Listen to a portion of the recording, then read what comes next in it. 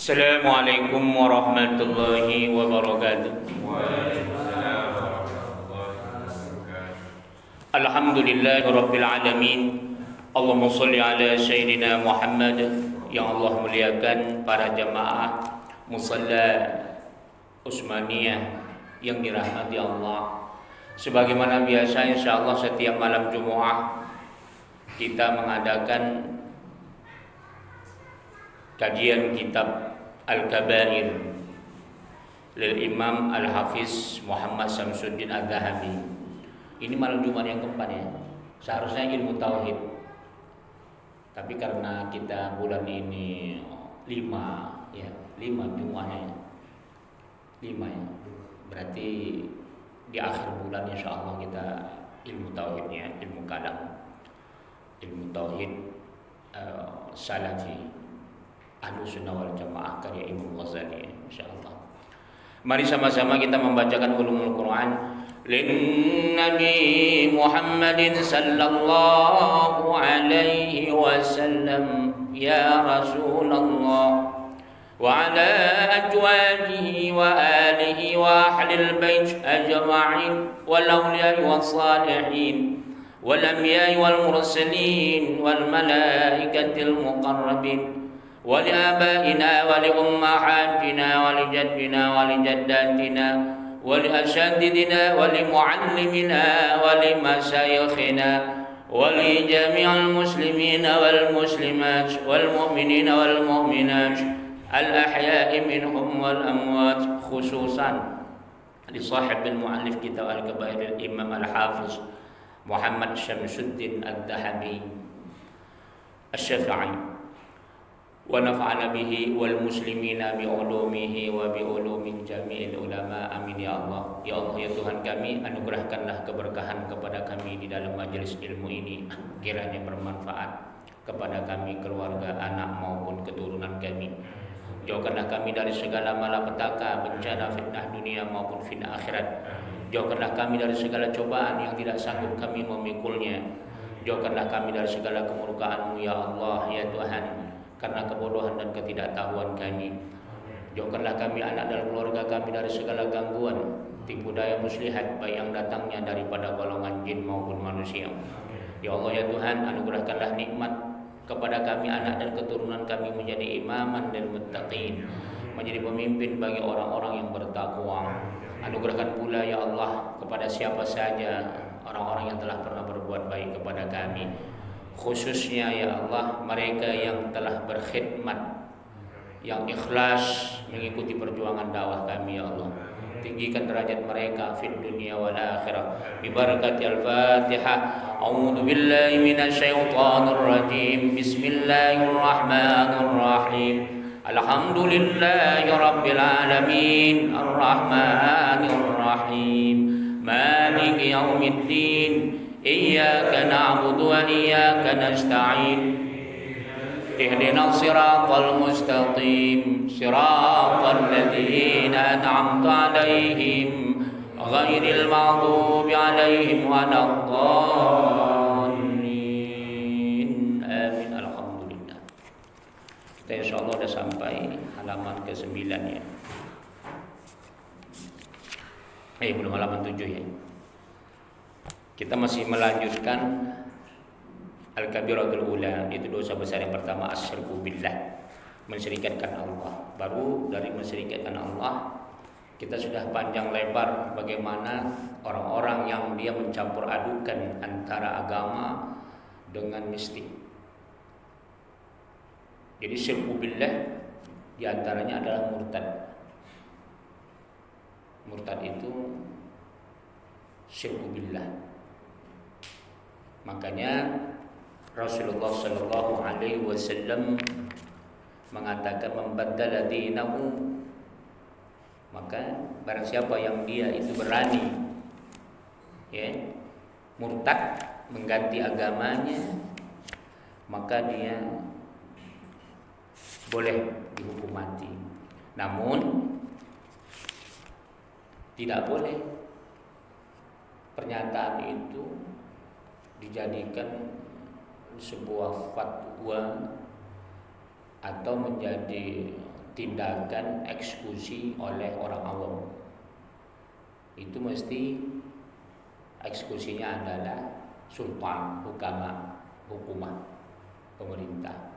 Tapi ternyata bagaimana kalau suatu negara tidak ada undang-undangnya, maka tak boleh dijalankan. Hukum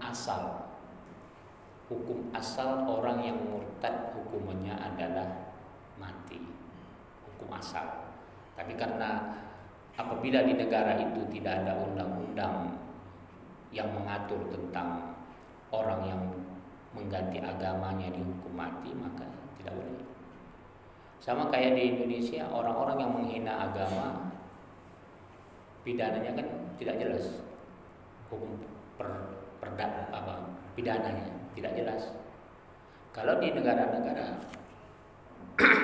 di negara-negara Timur Tengah atau di Pakistan atau di Iran, kalau orang yang menghina agama Allah, terutama khusus menghina Rasulullah, hukumannya mati. Tapi di Indonesia kan nggak ada, maka tidak boleh. Tidak boleh. Baru kemudian hukum dosa besar itu yang lalu terakhir kita membahas tentang masalah riya. Orang riya ini berbuat baik, nanti di akhirat kata Allah seperti debu yang berterbangan, mirip kayak orang yang tak punya akidah. Allah sebutkan dalam Al-Quran, wa qadimna ila ma amilu min amalin faja'alnahu haba'an manthura. Itu terakhir yang kita baca minggu yang lalu. Nanti akan kami tunjukkan kata Allah, di akhirat nanti ada orang-orang yang tak berakidah, dia berbuat baik, orang Islam yang riya. Maka kata Allah, wa qadimna ila ma amilu, akan kami sodorkan, kami nampakkan apa yang mereka lakukan min amalin, dari perbuatannya yang berbuat baik tadi itu.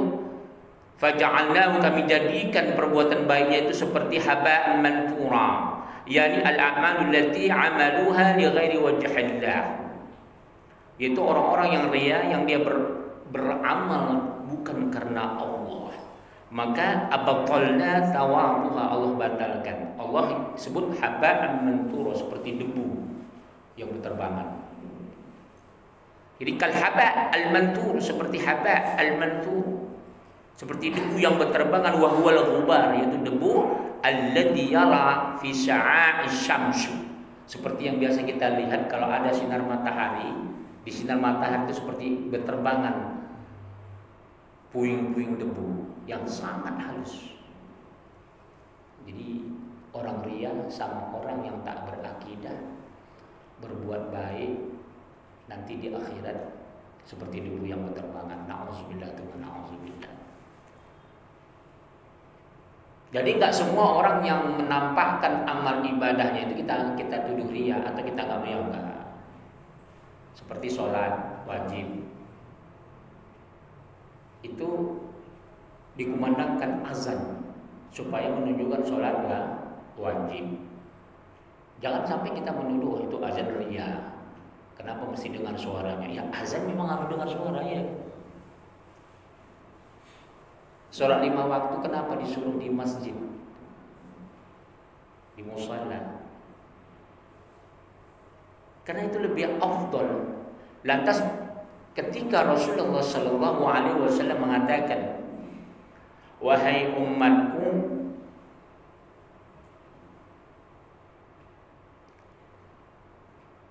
barang siapa yang dia salat, jadi afdalu salatul mar'i, sebaik-baik salat seseorang kata Rasulullah, fi baiti, di rumahnya, illa al-maktubah, kecuali salat wajib. Lantas apakah kita kenapa nggak ke masjid Pak salat? Saya takut riya. Boleh nggak kita ngomong? Nggak boleh. Makanya kita nggak boleh menghukumi orang riya. Cukup urusan dia dengan Allah. Jadi walaupun kita lihat mereka itu seperti riya, tapi nggak boleh kita hukum. Biarlah urusan dia dengan Allah. Cuman kita tahu ciri-cirinya. apabila dia tidak sempurna sholatnya, tidak sempurna ikhlasin, mujahadahnya. Apa dikatakan mujahadah? Jihad kesungguhan dia untuk membersihkan hatinya, untuk membersihkan rohnya, untuk beramal soleh. Jadi kalau ada orang amal solehnya nggak benar, jiwanya nggak benar, hatinya nggak benar, meskipun kelihatannya baik, ramah, lembut, nggak temperamen, iya kan? Omong kosong kalau dia melakukan amal soleh karya, omong kosong. Dia nggak sholat, kemudian hatinya selalu hasad, iri, dengki, ibadahnya nggak ada, jiwanya kotor, rohnya kotor. Tapi dari segi sifat orangnya baik, selalu senyum. Saya mau tanya, pelawak itu pernah nggak senyum? Ada nggak pelawak yang nggak senyum? Selebritis ketika dia menjadi pelakon, ketika dia menjadi seorang yang menampilkan sebuah adegan, pasti dia akan menampilkan segala cara. Tapi bukan di situ ukurannya. Makanya kata ulama sufi, 3 itu dia. Ciri-ciri seseorang itu yang saleh itu, yang dia bersih ma'rifat dan tauhidnya itu 3.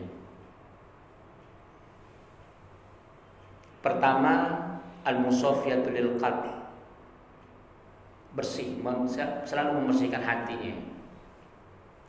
Kemudian apa? Al-muzakkiyatu lin nafs, tazkiyatun nafs, selalu membersihkan rohnya, jiwanya.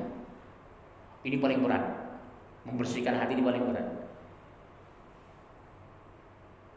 Karena manusia itu nggak bisa diketahui hatinya, hanya Allah. Kemudian amal saleh. Jadi kalau ada orang sholatnya nggak benar, ngaku ikhlas, atau dia ngaku ma'rifatnya tinggi, atau tauhidnya bersih. Makanya kenapa tauhid itu bisa rusak ketika ibadah kita rusak. Apa makna tauhid rusak? Pertama, tauhid bercampur kesyirikan. Yang kedua, ada orang berputus asa, Pak. Gara-gara dia bangkrut, bisnisnya nggak jalan, dia mengeluh sama Allah. Ya Tuhan, capek aku berdoa, capek aku sholat, tapi sholatnya nggak benar. Marah dia sama Allah, dikasih cobaan. Ini kan melenceng tauhidnya namanya.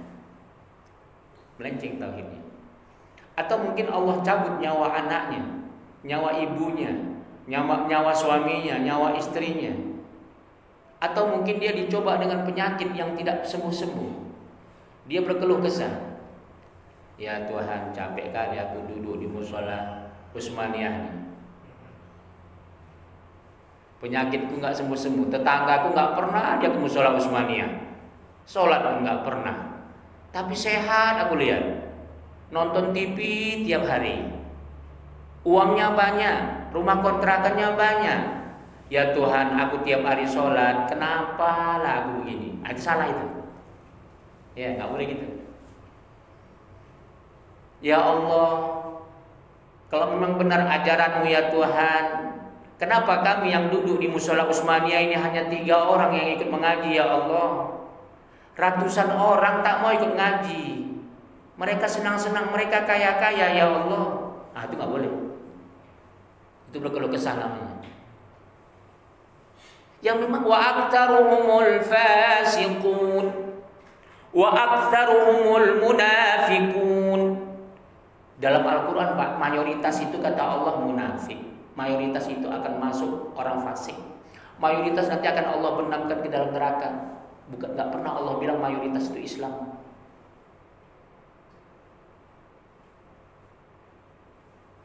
Al-Qur'an enggak pernah bilang mayoritas itu Islam. Mayoritas masuk surga enggak. Jangan mimpi mayoritas itu orang soleh, enggak. Ya. Jadi umat Islam jangan kecil hati kalau minoritas. Orang baik itu minoritas. Orang yang mau sabar duduk taklim di musola ini Pak, minoritas. Cobalah hitung. Nggak nunggu 1 detik kita bisa ngitung berapa yang duduk. Nggak perlu nunggu lebih dari 1 detik. Saking sedikitnya ya. Lebih banyak makhluk jin yang mendengar taklim daripada manusia. Karena kita nggak bisa lihat.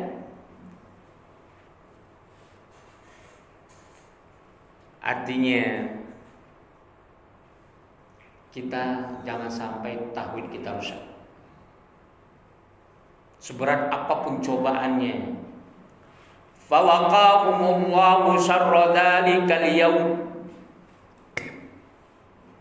wa laqahum nadratan wa surura. Kata Allah, ketika engkau sabar di dunia, nanti akan aku angkat di akhirat penderitaanmu sebesar apapun di dunia. Kalau dia sabar, akan kugantikan engkau dengan kenikmatan surga, dengan kenikmatan di mana kenikmat itu akan kekal dan abadi yang tak pernah kau dapatkan selama di dunia. Sehebat apapun nikmat yang kita miliki di dunia ini, Pak, sebanyak apapun, kita katakanlah seorang pangeran sultan dari Teluk sana, dari Saudi Arabia. Sekarang kan negara yang paling mewah tuh di dunia ini ya Saudi Arabia lah ya, atau Emirat Arab, Teluk, orang-orang Teluk. Tapi kan mereka hidupnya penuh dengan stres, gangguan jiwa. Coba itu anak sultan, Pak, sudah 25 tahun koma, nggak mati-mati. Dulu waktu dia masih sehat, balap mobil. Ya biasa orang kaya, duit banyak ya kan. Semua mobil mewah di dunia ini dibeli. Uji coba, kecelakaan, nggak sadar-sadar, tapi normal, maksudnya nyawanya ada. Tapi dia nggak koma, nggak bisa berkata-kata, nggak seperti orang nggak sadar. 25 tahun. Berapa banyak sultan-sultan yang stres, akhirnya meminum khamar.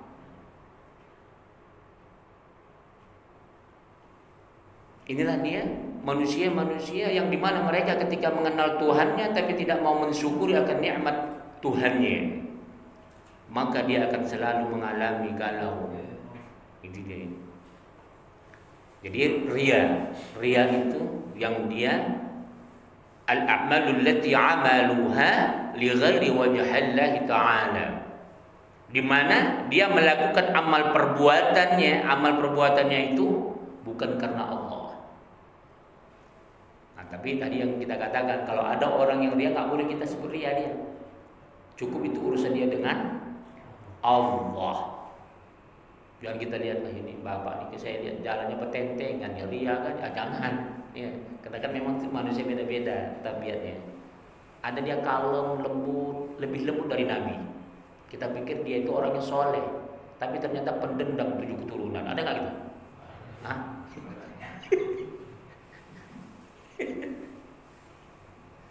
Jadi itu nggak jadi ukuran, nggak jadi ukuran. Orang Mesir, Pak, orang Mesir itu kayak orang Batak, ngomongnya kasar, tapi hatinya lembut. Berbeda dengan orang Arab Saudi, ngomongnya nggak kasar, tapi hatinya jangan coba-coba kita sakiti. Nah itu dia, ada perbedaan di situ. Kita teruskan pengajian kita. Waruya Uday bin Hatim At-Tai, diriwayatkan oleh si Uday, anak Hatim At-Tai radhiyallahu anhu an Rasulillah sallallahu alaihi wasallam. Qala Rasulullah sallallahu alaihi wasallam bersabda, yu'maru bi fi'amin ay jama'at. Nanti Pak, di akhirat nanti ada satu keluarga datang berkelompok. Satu keluarga atau berkelompok di akhirat nanti. Minan nas yaumil qiyamah Di antara orang-orang pada hari kiamat ketika itu ilal jannati, menuju ke surga. Allah nampakkan surga ketika itu. So ini sebelum Allah masukkan. Hatta idza danu minha wastansaqu raihataha. Ketika sudah dekat mereka dengan surga itu, bingung Pak. Padahal surga itu sudah Allah nampakkan dekat, tapi ternyata mereka baunya itu menyebabkan mereka istansaku, bersih, apa namanya, terkejut, nggak enak begitu baunya. Wa nazaru ila qusuriha, kemudian mereka lihat singgasana istananya di surga itu. Wa ila ma a'addallahu li ahliha fiha, sebagaimana Allah telah janjikan orang-orang yang melakukan kebaikan. Kata Allah kan bakal diberi ganjaran di surga nanti. Nah, ini cerita orang ria ini. Jadi dia mencari amalnya selama di dunia dulu, banyak sedekah, banyak berbuat baik, uangnya miliaran habis semua untuk disedekahkannya. Ternyata dia mencari janji Allah itu, dilihatnya, ya kenapa begini baunya, tak sesuai. Nudu an asrifuhum anha fa innahum la nasiba lahum fiha fayarji'una bihasratin wa nadamah.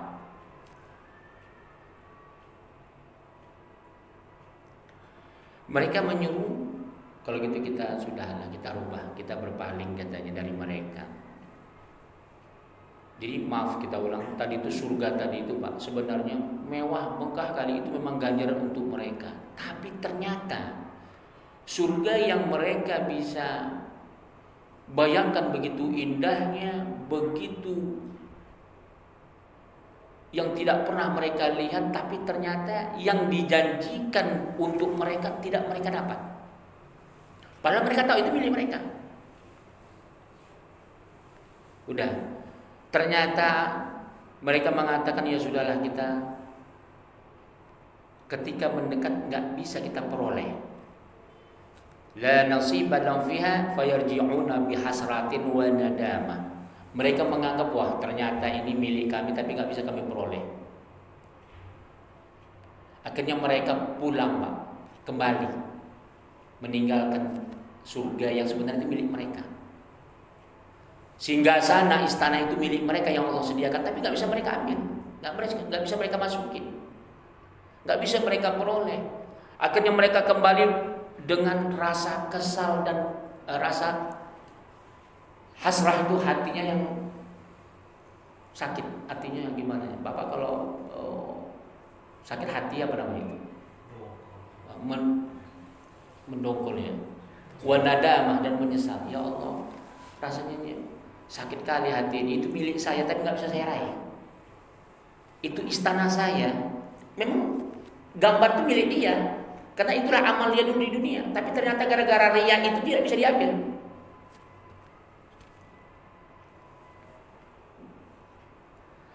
Ma raja'al awwaluna wal akharuna bimisliha. Dan itu bukan satu orang, ternyata banyak orang-orang yang dari dulu sampai orang yang akan kiamat nanti, ternyata manusia-manusia dari dulu sampai akhir zaman nanti. Ternyata banyak memang yang suka melakukan riya. Dan mereka lihat orang-orang yang banyak melakukan riya ini, orang-orang Islam ini, ganjaran yang telah Allah sediakan nggak bisa mereka peroleh. Fayaqulun, mereka mengatakan, Rabbana law adkhaltana an-nar qabla an taraina ma araitana min tawabin ma a'dadtu li awliyaika kana ahwana alaina. Ya Allah, ya Tuhan, jikalaulah Engkau masukkan kami ke neraka sebelum Kau perlihatkan kepada kami pahala apa yang kami dulu hitung-hitung, seolah-olah itulah yang bisa menolong kami. Ya Allah, Engkau tolong kami. Kalau memang kami tahu ya Allah, ternyata dulu yang telah kami hitung-hitung melakukan kebaikan itu nggak ada manfaatnya karena sebab riya, kami tak akan lakukan. Nyesal, ya Allah, nyesal kali rasanya. Sedekah apa aja dia ria. Bayangkan sudah sedekah banyak-banyak 1 miliar ria. Kalau kami tahu ya Allah 1 miliar ini Kau berikan ternyata besar sekali, istana yang begitu megah, tapi karena sebab ria ternyata tak bisa kami peroleh. Ya Allah, kalau kami tahu, rasanya kami tak perlulah melakukan itu. Fayaqulullah ta'ala, Allah mengatakan bahwa Allah jawab, dzalika ma'aradta bikum kuntum idza khalautum barastumuni bil azaim. Itulah kata Allah, memang itulah yang kamu keinginkan, kamu kehendaki. Kamu itu apabila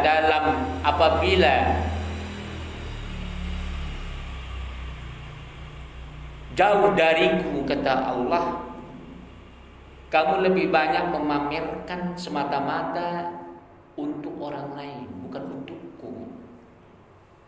Apa yang kamu lakukan itu lebih banyak kamu tonjolkan untuk orang lain, tapi bukan untukku. Kamu bersedekah seolah-olah untukku, padahal bukan. Wa idza laqaitumun nas laqaitumuhum mukhbitina tarawun nas bi'amalikum khilafu ma tu'tuni min qulubikum.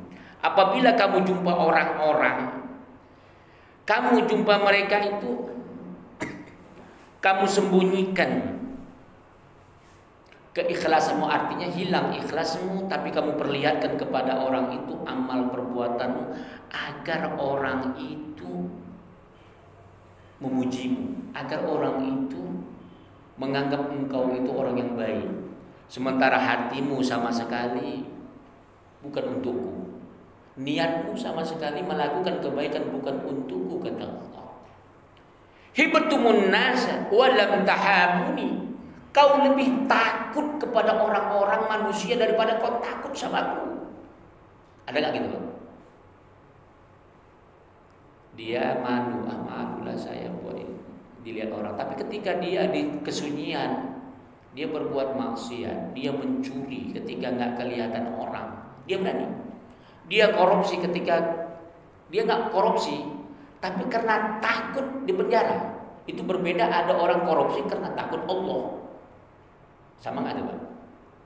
Ada orang dia nggak mau mencuri, tapi bukan karena takut sama Allah, tapi karena takut dipukulin satu kampung.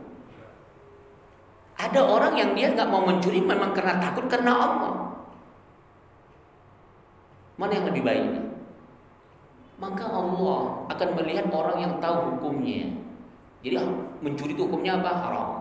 Haram itu apa? Apabila dilakukan dia mendapat dosa, apabila dia tinggalkan berpahala. Maka apabila ada orang yang tidak mau mencuri bukan karena Allah, tapi karena dia takut dipukul satu kampung, nggak dapat dia pahala.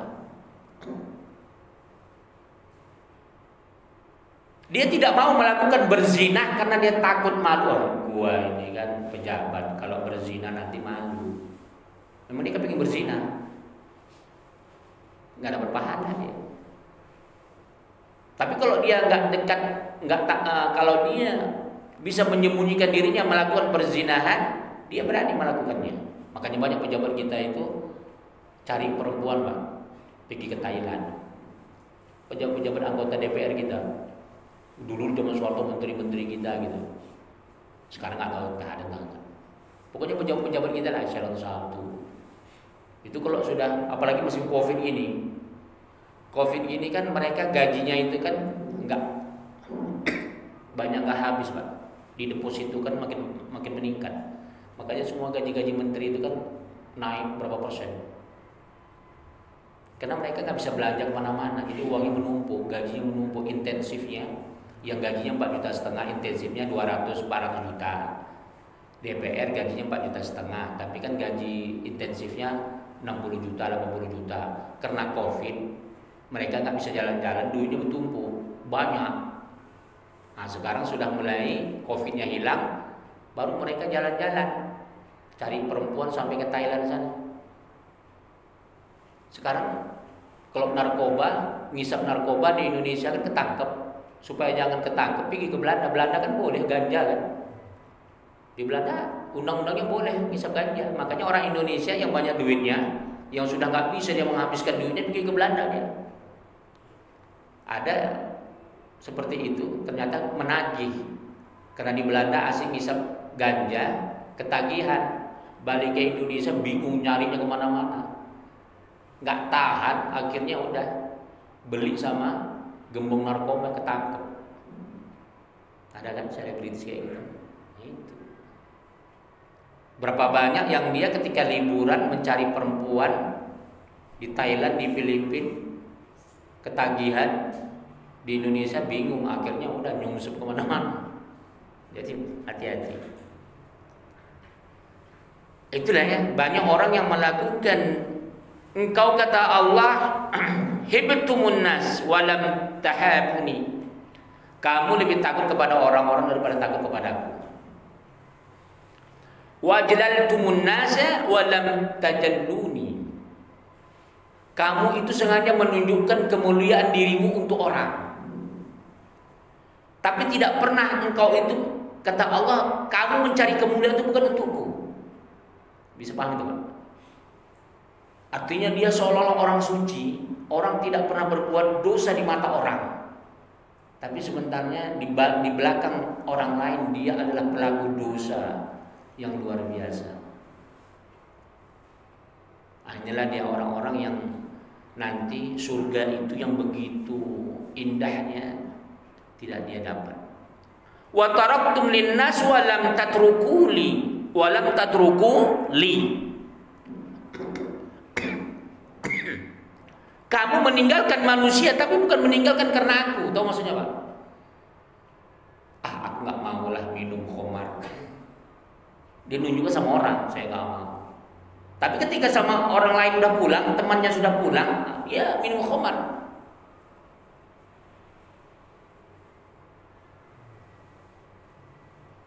Di depan teman-temannya dia tak korupsi, tapi di belakang temannya dia korupsi.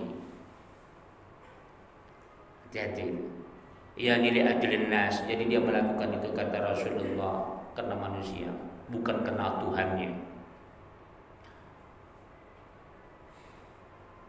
Falyaum, maka sekarang ini pada hari kiamat ini, kata Allah dalam hadis Rasulullah ini, aziqakum alimun iqabi ma'a ma haramtukum min jazil thawabi.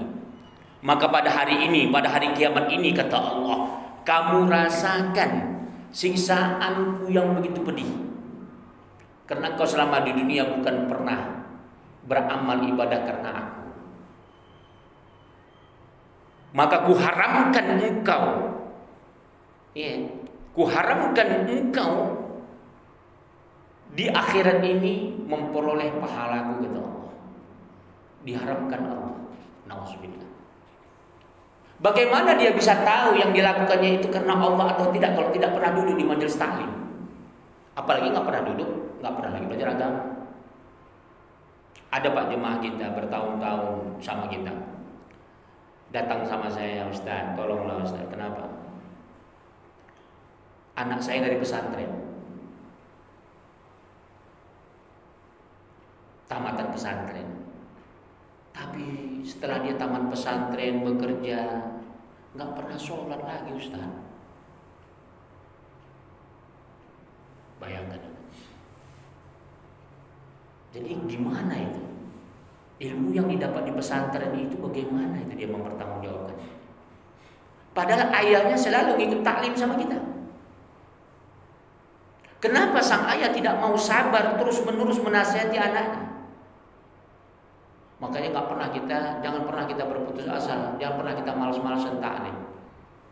Karena iman itu, kata Rasulullah, yazid wa yanqus, bertambah dan berkurang. Kalau kita nggak duduk di majelis taklim, hati kita siapa yang mengajarinya, siapa yang memfilternya? Apakah kita mampu? Sementara kita sendiri tidak berlatar belakang agama. Jangan menganggap kita, saya sholat walaupun saya nggak taklim. Jangan ngomong gitu. Tanpa disadari rusak sholatnya, dia nggak tahu. Dia nggak tahu wudunya tertolak karena sebab nggak pernah taklim.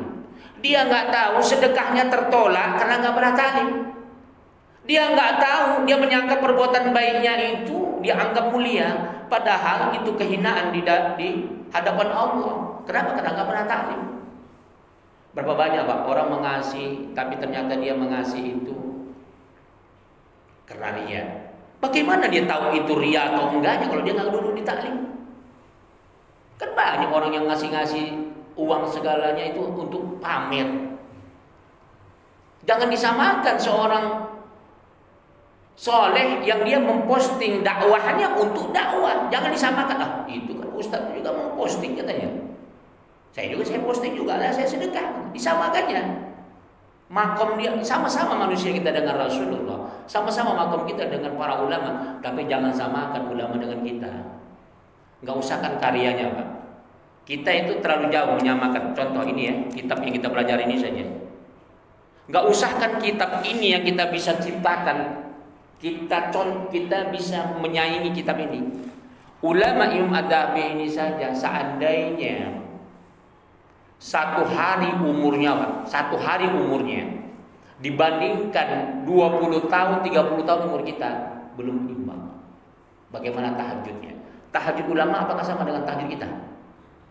Kita tahajud juga, tapi hati kita kosong. Mungkin sholat tahajud kita tak centang perenang, tak apa yang kita baca, tak paham kita. Tapi kalau ulama setiap huruf yang dia baca dia tahu. Itu baru tahajudnya. Belum lagi ibadahnya yang lain, belum lagi karyanya. Jadi jangan kita samakan martabat kita dengan ulama. Contoh sederhana, kitab ini kecil. Iya kan? Bapak bisa beli kitab sampai penuh musola ini. Tapi saya mau tanya, Bapak punya uang beli kitab satu musola ini, pertama itu bukan karya Bapak, yang kedua kitab itu belum tentu diamalkan orang. Dan berapa orang yang membacanya, dan Bapak beli kitab belum tentu Bapak tahu kitab mana yang bagus. Udah, ini kitab yang ketipis ini seluruh dunia sudah bacanya. Imam Dhahabi ini lebih kurang hampir 700 tahun masanya. Seluruh dunia membaca kitab ini orang-orang saleh, dan sudah berlangsung 700 tahun. Dibandingkan amal kita, seandainya 1 miliar kita sedekahkan, dibandingkan baru satu buku dia ini saja Pak, seujung bukunya belum ada terimbangi ya. Jadi jangan meremehkan ulama. Walaupun sama-sama ulama makan bakwan, kita makan bakwan juga, jangan kita remehkan. Kita ingat sujud dia nggak sama dengan sujud kita, wudhu dia nggak sama dengan wudhu kita. Itu dia ya. Wallahu taala alam bisawab. Silakan kalau ada pertanyaan. Sedikit lagi, udah habis nih ya. Satu hadis. Silakan kalau ada pertanyaan. Kalau enggak kita teruskan.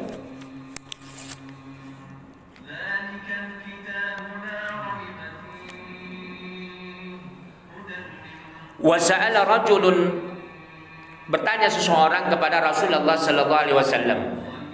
Ada seseorang bertanya kepada Rasulullah, man najat?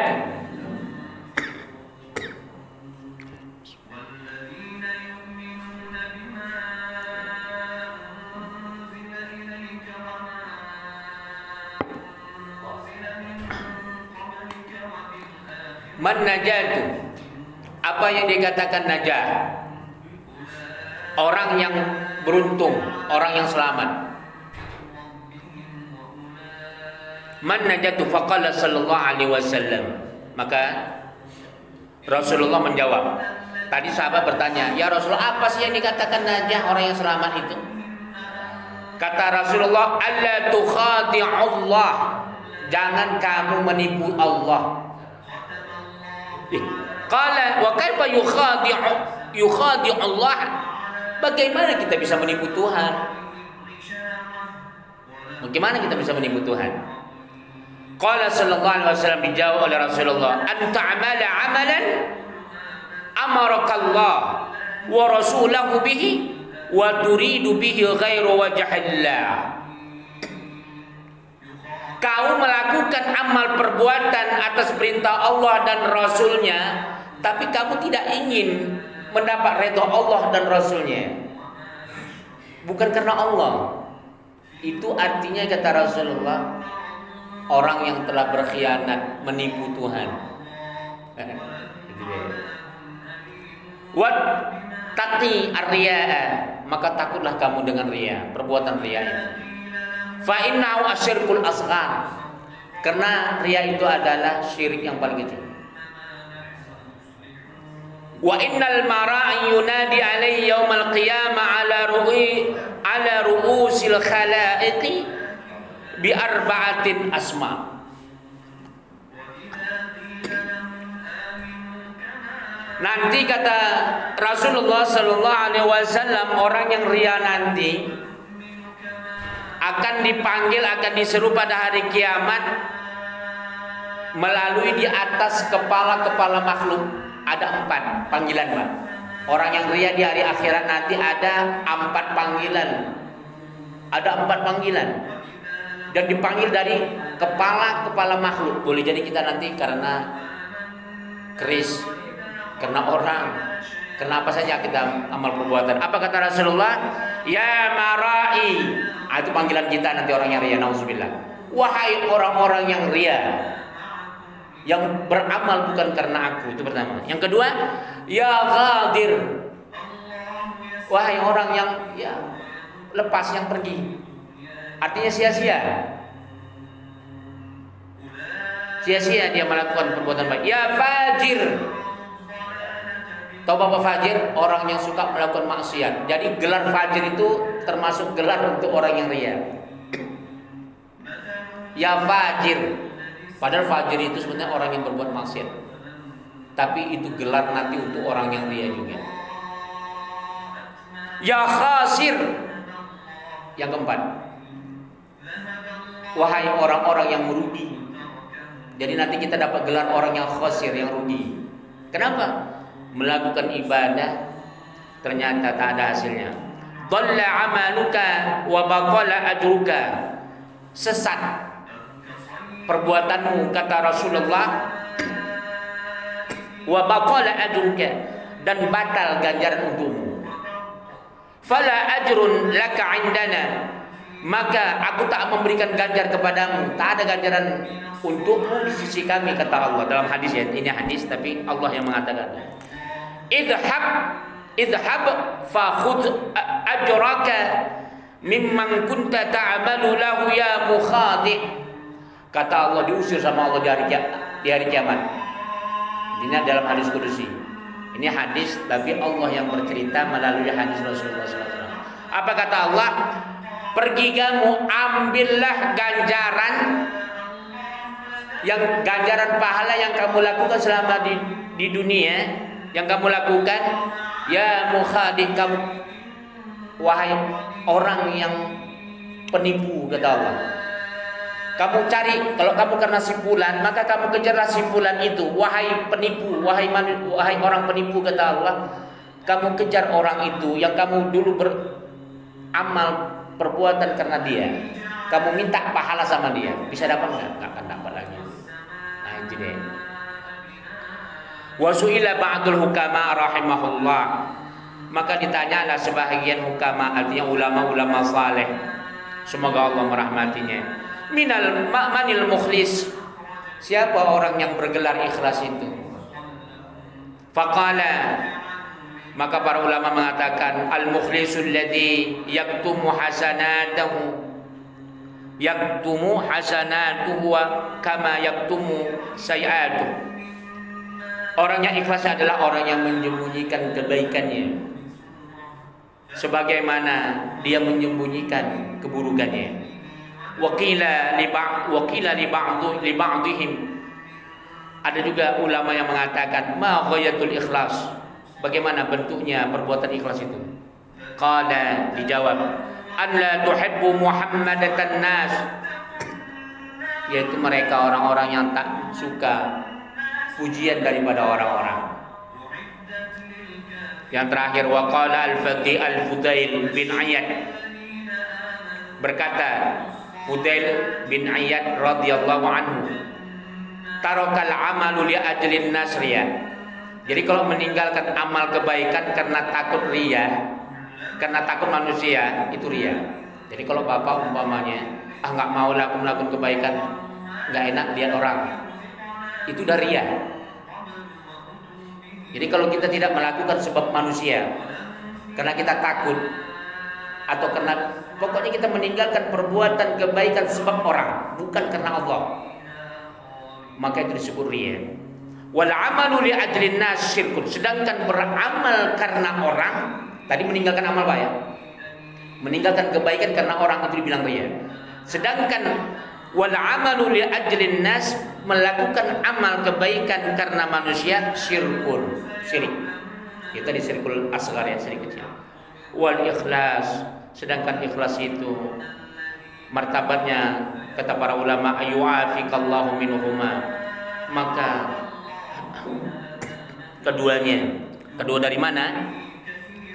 Dari perbuatan amal saleh tadi itu, terhindar daripada kita melakukan amal, meninggalkan amal bukan karena manusia, tapi juga kita melakukan amal bukan karena manusia, maka Allah mengampunkan dosa-dosa kita. Allah akan memaafkan segala dosa-dosa kita. Allahumma afina wa'fu anna. Ya Allah ya Tuhan, anugerahkanlah kami kemaafan dan keampunan. Wallahu taala alam bisawab. Kita akan masuk insyaallah al-kabiratu atsaniyah, dosa besar yang kedua, qatlun nafs, membunuh nyawa manusia. Ini konsentrasi kita hilang ini. Terakhir saya lomba-lomba suara dengan musola kita ini. Mana? Silakan, ada pertanyaan. Oke. Assalamualaikum warahmatullahi wabarakatuh. Waalaikumsalam warahmatullahi wabarakatuh. Gimana caranya Ustaz melatih dari hal yang besar kecil soal riya? Ada kalanya soal infak Ustaz ya. Itu kan di masjid disebutkan namanya sebagai ibro dan juga edukasi. Nah, tapi sisi lain ada ditulis sama Allah mana yang lebih baik. Nah, itu yang pertama. Yang kedua, gimana kita melatih diri kita dalam proses belajar untuk bisa menerima kodok atau kodoknya Allah. Maksudnya baik sangat, baik sangat. Gitu ya. Itu aja sih. Okay. Alhamdulillah, Allahumma sholli ala sayyidina Muhammad. Jadi bagaimana kita bersedekah diumumkan? Ada orang nggak mau diumumkan ya, karena sedikit malu ya. Nggak usah diumumkan. Kalau banyak nggak apa-apa diumumkan. Sebenarnya sama saja. Sedikit atau banyak diumumkan nggak masalah, nggak apa-apa. Tapi ada orang memang yang belum bisa menjaga hatinya. Saya dalam beberapa hari ini pernah diminta Ustadz, tolonglah sedekah saya jangan diumumkan. Saya bilang begini, saya takut fitnah nanti. Kamu kasih amanah ke saya, gak saya umumkan, saya takut nanti dikirain saya gak nyampein. Katanya enggak gini Ustadz, papa saya itu udah kenal Ustadz, almarhum papa saya kenal Ustadz, maka saya percaya yang Ustadz lakukan. Nah, jadi itu ada orang seperti itu. Tapi itu nggak semua orang yang bisa berpikir gitu. Kadang-kadang sedikit aja pun kita ditelitinya sampai halus, sampai nggak itu sampai nggak. Ada sedikit jadi. Ada seperti itu. Jadi untuk menghindari fitnah, maka ada masanya diumumkan itu wajib hukumnya. Apa itu? Wakaf. Wakaf itu wajib diumumkan. Kalau nggak bahaya, nanti bisa ditipu oleh generasinya. Atau ada orang-orang berkhianat. Makanya kalau orang yang tidak berani menjelaskan wakafnya, jangan mau memegang amanah itu. Itu dia. Kemudian kenapa diumumkan? Supaya jangan fitnah, transparansi. Meskipun itu amalan yang sunnah.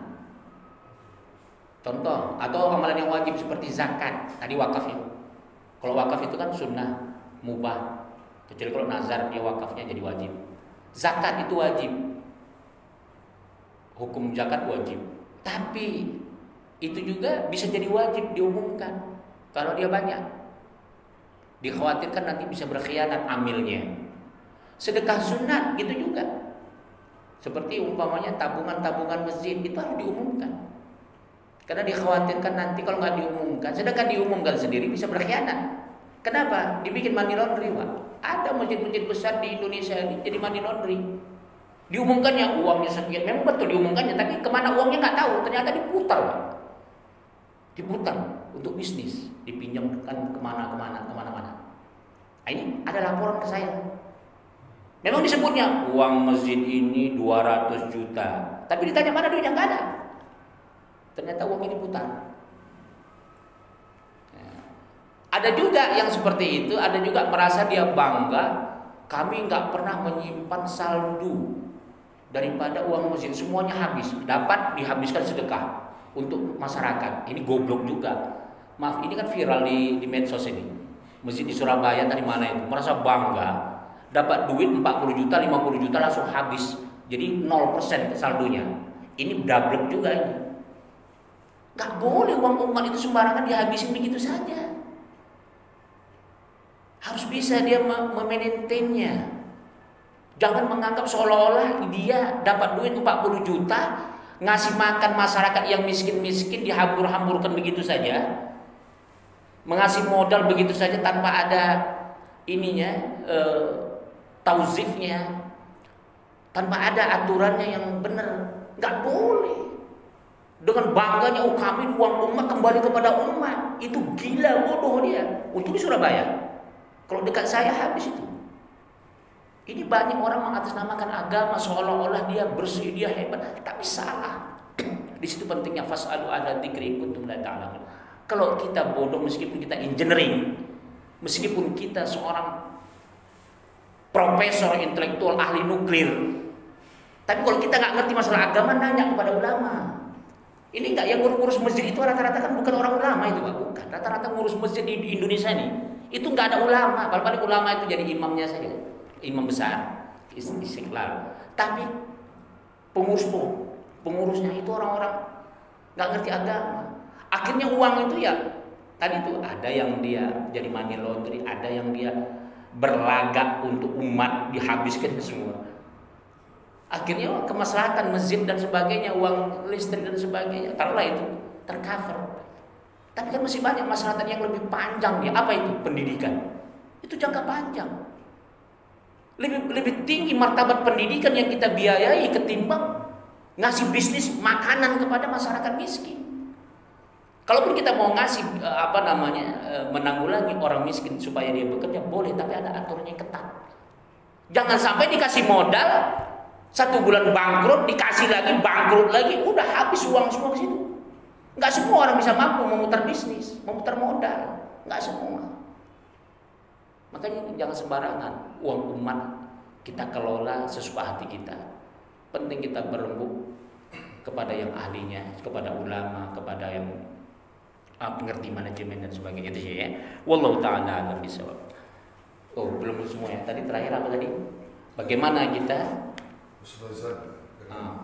itu pentingnya kita belajar ta'lim. Bagaimana kita jangan sampai berprasangka kepada Allah tentang takdir. Ini memang panjang sekali, sudah selalu kita ulang-ulangnya. Dari qada dan qadar ini yang paling berat. Bagaimana kita harus sabar ketika Allah coba kita, tantangan dari luar, tantangan dari dalam. Allah coba kita sakit, Allah coba kita dengan orang-orang yang berbagai macam yang kita hadapi. Bagaimana kita bisa, jangan sampai kita mengeluh kepada Allah. Allah coba kita kemiskinan, Allah coba kita sakit, Allah coba kita dikhianati orang, Allah coba kita semua. Jangan sampai kita berprasangka buruk dengan Allah. Allah husnuzan. Makanya Imam Syafi'i selalu mengajarkan doa, Allahumma mun alaina ya Allah bisofai ma'rifah wa hab lana tasihal mu'amalah fi wa baina wa bainaka 'ala sunnah. Itu artinya apa? Ya Allah, jernihkanlah ma'rifatku kepadamu ya Allah. Jangan sampai kami pernah berburuk sangka kepadamu. Jadikanlah ya Allah hubunganku kepada siapa saja sesuai dengan sunnah.